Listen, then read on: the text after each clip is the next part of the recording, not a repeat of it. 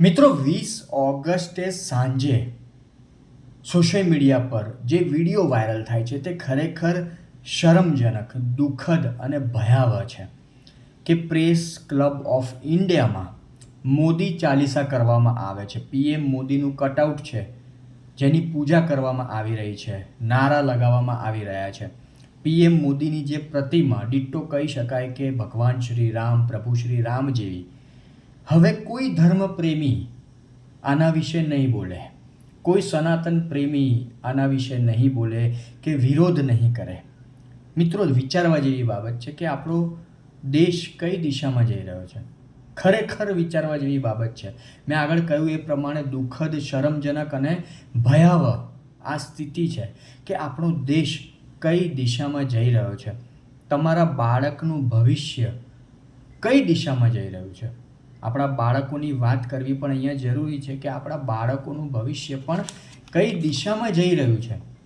શું ભવિષ્યમાં એવો માહોલ સર્જાશે કે સ્કૂલની અંદર આપણા બાળકોને હનુમાન ચાલીસાની જગ્યાએ કે પછી દેવી દેવતાઓને લઈને આરતી કે ચાલીસા જે પણ અન્ય છે એની જગ્યાએ મોદી ચાલીસા કરાવવામાં આવશે કે મોદી ચાલીસા ગવડાવવામાં આવશે, એના ઉપર પ્રાર્થના કરાવવામાં આવશે? શું તમે આ ઈચ્છો છો? દરેક સમજદાર અને જાણકાર વ્યક્તિ એમ કહેશે કે ના, આવું ના થવું જોઈએ. પણ જે માહોલ અત્યારે જોવા મળી રહ્યો છે, જે પ્રમાણેનું કહેવાય ને પાગલપન જોવા મળી રહ્યું છે, હદ વગરનું પાગલપન, એ ભયાવહ છે, ખતરનાક છે.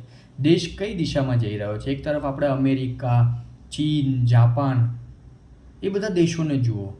એ ક્યાંક ને ક્યાંક આ સત્ય છે, ઘણા લોકોને નહીં ગમે છે, હમણાં આંખે પટ્ટી બાંધી છે કે એ દેશો આપણાથી 50-100 વર્ષ આગળ છે. અમુક વાર આપણે ચાઇનાને લગતી માહિતીઓ જોઈએ છે, વિડીયો જોઈએ છે, અમેરિકાને લગતી માહિતી આપણે જોઈએ છે, સાંભળીએ છીએ. મારા એક ફોઈ છે, એ અમેરિકામાં રહે છે વર્ષોથી. અવારનવાર એમની સાથે વોટ્સઅપ પર મારા પપ્પાને વાત થાય છે. હમણાં તાજેતરમાં મેં પણ એમની સાથે અંદાજિત 45 મિનિટ વાત કરી.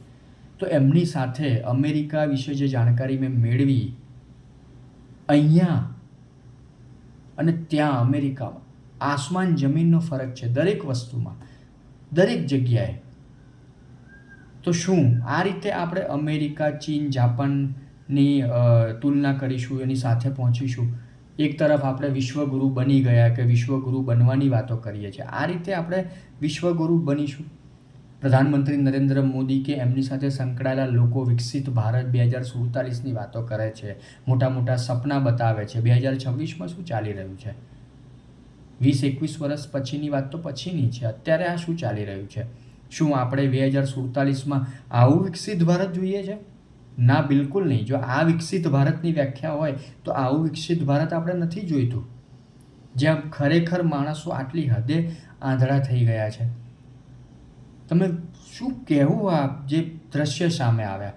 દેશમાં શિક્ષણ વ્યવસ્થા જે ખાડે ગયેલી છે એના ઉપર કામ થવું જોઈએ, એની વાત થવી જોઈએ. યુવાઓને રોજગારી કઈ રીતે મળે એની વાત થવી જોઈએ, એના ઉપર કામ થવું જોઈએ. મોંઘવારી આજે ચરમસીમા પર છે, એના ઉપર લગામ લગાવવાની વાત થવી જોઈએ કે લગામ લાગવી જોઈએ. કઈ રીતે લાગશે એના ઉપર વિચારણા થવી જોઈએ, વાત થવી જોઈએ. દેશ સંપૂર્ણપણે અધોગતિ તરફ જઈ રહ્યો છે, વિનાશની તરફ જઈ રહ્યો છે એવું કહેવું અહીંયા બિલકુલ ખોટું નહીં હોય. પીએમ મોદીની વાત કરીએ કે મોદી સાહેબ સોશિયલ મીડિયા પર ખૂબ એક્ટિવ છે, અવારનવાર એમની પોસ્ટ જોવા મળે છે. આજકાલ તો ઇન્સ્ટાગ્રામ પર વિડીયો બનાવતા પણ થયા છે. તો મોદી સાહેબ આ બધું કેમ જોઈ રહ્યા છે? શું એ પોતે ઈચ્છે છે કે પોતે પોતાની જાતને ભગવાન સમજે છે? શું છે આની પાછળ? કોણ છે એ લોકો જે આ પ્રમાણેની હરકતો કરી રહ્યા છે? ક્યાંથી આવે છે? એ દેશને કઈ દિશામાં લઈ જવા માંગે છે? ઘણી બધી વાતો છે મિત્રો, સમજવા જેવી, વિચારવા જેવી.